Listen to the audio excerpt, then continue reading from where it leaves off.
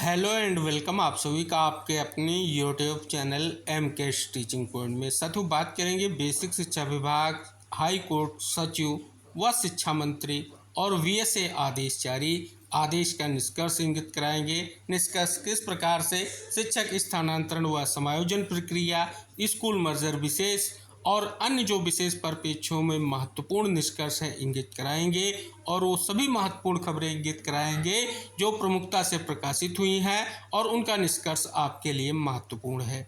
आप सभी से निवेदन है कि वीडियो को अंत तक देखें और वीडियो को शेयर ज़रूर करें जिससे इन्फॉर्मेशन सभी तक पहुंच सके। पहली खबर जो आप सभी के समक्ष है वो है विद्यालय विलय के परिप्रेक्ष्य में इलाहाबाद हाई कोर्ट ने प्रदेश सरकार के प्राथमिक विद्यालयों के विलय संबंधी आदेश पर रोक लगाने से इनकार कर दिया है। यह आदेश न्यायमूर्ति चंद्रधारी सिंह की एकल पीठ ने पीलीभीत निवासी सुबोध सिंह व अन्य की याचिका पर दिया है। कोर्ट ने कहा कि इस मामले में लखनऊ खंडपीठ पहले ही फैसला विद्यालयों के विलय का निर्देश दिया गया था। तो यहाँ पर इंगित कराने का एक महत्वपूर्ण उद्देश्य है कि लखनऊ खंडपीठ से 7 जुलाई 2025 को पहले ही फैसला आया है और उसी का कहीं ना कहीं निष्कर्ष यहाँ पर इंगित कराया गया है। हालांकि सिंगल बेंच के बाद अब मामला डबल बेंच में है और डबल बेंच का आदेश आप सभी ने देखा है जो महत्वपूर्ण है और उस आदेश का प्रभाव भी आप देख रहे हैं कि वर्तमान में निष्कर्ष के तौर पर आपको देखने को मिल रहा है, जिसमें कुछ वीएसए के आदेश जो इस वीडियो में हम आपको इंगित कराने वाले हैं उससे आपको निष्कर्ष स्पष्ट होगा। यानी एक जो याचिका दाखिल की गई फिर से और वो सिंगल बेंच में सुनवाई हुई, यानी सिंगल बेंच का ऑलरेडी जो है फैसला आ चुका है, तो इसलिए स्पष्ट तौर पर उसी फैसले के आलोक में इस याचिका का भी निस्तारण हो चुका है।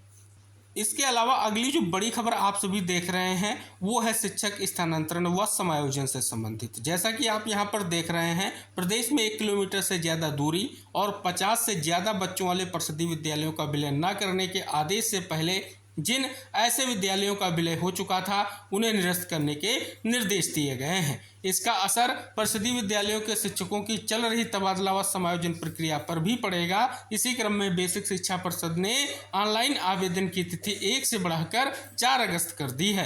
परिषद के सचिव सुरेंद्र तिवारी की ओर से हाल ही में जारी आदेश में यह कहा गया था कि विलय वाले विद्यालयों के शिक्षक भी तबादले व समायोजन के लिए ऑनलाइन आवेदन करेंगे, पर अब कुछ विद्यालयों का विलय वापस होने की संभावना है, तो इन स्कूलों के शिक्षक सबसे उपापोह में है। अगर वे तबादले के लिए आवेदन कर दें और दूसरे विद्यालय में उनकी तैनाती हो जाए और बाद में उनका विद्यालय फिर से संचालित होने लगे तो यहाँ कौन पढ़ाएगा।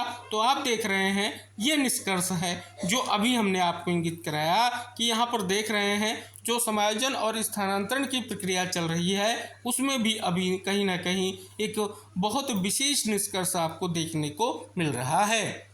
यहाँ भी देखेंगे स्कूल विलय के विरोध में आपका प्रदर्शन। प्राथमिक विद्यालयों के विलय के विरोध में शनिवार को आम आदमी पार्टी ने राज्यसभा सांसद संजय सिंह की अगुवाई में इको गार्डन में जो है प्रदर्शन किया है। अगर बात कर ली जाए, उन्होंने आरोप लगाया कि प्रदेश में 27,000 प्राथमिक विद्यालय बंद किए जा चुके हैं। पहले चरण में 5,000 स्कूल बंद होने का फैसला लिया गया था।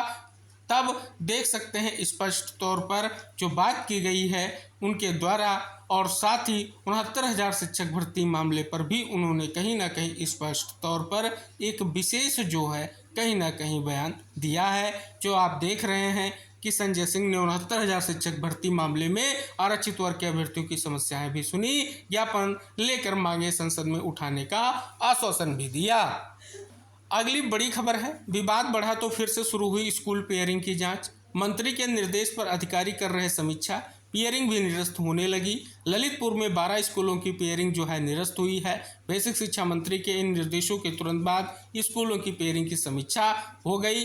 ललितपुर के वीएसए के स्थलीय परीक्षण करवाकर 12 स्कूलों की पेयरिंग भी निरस्त कर दी है। इसी तरीके से अगर बात कर ली जाए, यहाँ पर देखेंगे कई जिलों में परीक्षण जारी। उन्नाव के वीएसए ने सभी खंड शिक्षा अधिकारियों को पत्र लिखकर सभी मानकों के अनुसार स्थलीय परीक्षण के निर्देश दिए हैं। तो आप देख रहे हैं स्पष्ट है कि जो महत्वपूर्ण निष्कर्ष आप यहाँ पर देख रहे हैं कि बेसिक शिक्षा राज्य मंत्री संदीप सिंह ने प्रेस कॉन्फ्रेंस में स्पष्ट किया कि 1 किलोमीटर से दूर किसी स्कूल पेयरिंग नहीं होगी और जहां 50 से ज़्यादा बच्चे हैं उन स्कूलों की भी पेयरिंग नहीं की जाएगी। तो देख रहे हैं एक निष्कर्ष यहाँ पर भी आपको स्पष्ट हो रहा है।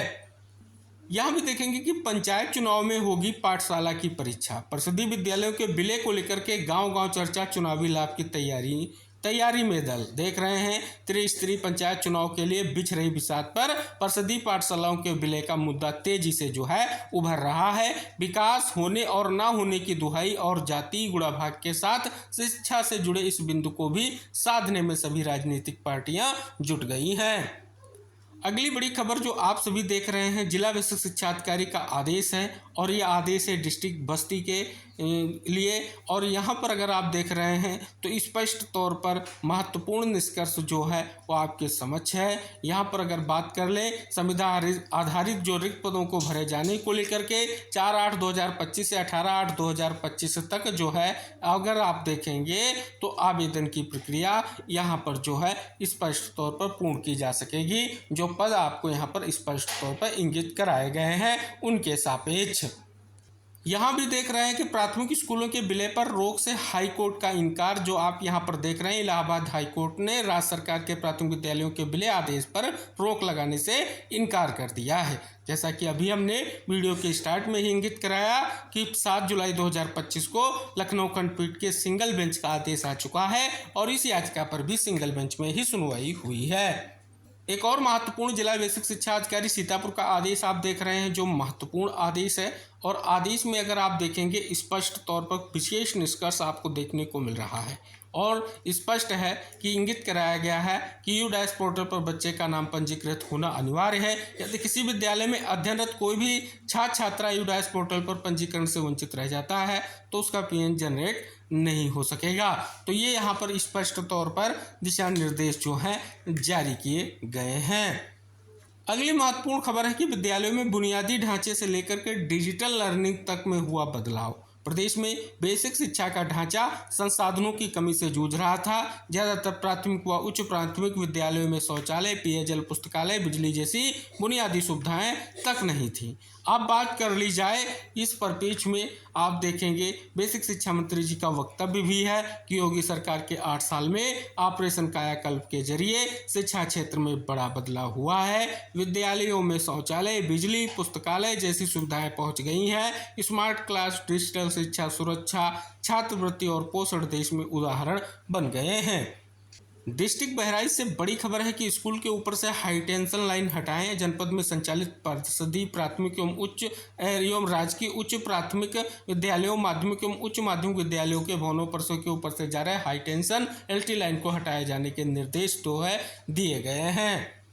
यहाँ भी देखेंगे जिला बेसिक शिक्षा अधिकारी चंदौली का महत्वपूर्ण आदेश जारी हो चुका है। अगर बात कर ली जाए आज़ादी के अमृत महोत्सव के तत्वाधान में अगर आप देख रहे हैं तो ये एक महत्वपूर्ण जो है ये दिशा निर्देश जो है जारी किया गया है। प्रथम चरण के लेकर के द्वितीय चरण को लेकर के क्या डिटेल जो है आदेश है आप यहाँ पर देख सकते हैं। एक और बड़ी खबर आप यहाँ पर देख रहे हैं, एक महत्वपूर्ण जो है आप देख रहे हैं कोर्ट की काज लिस्ट है।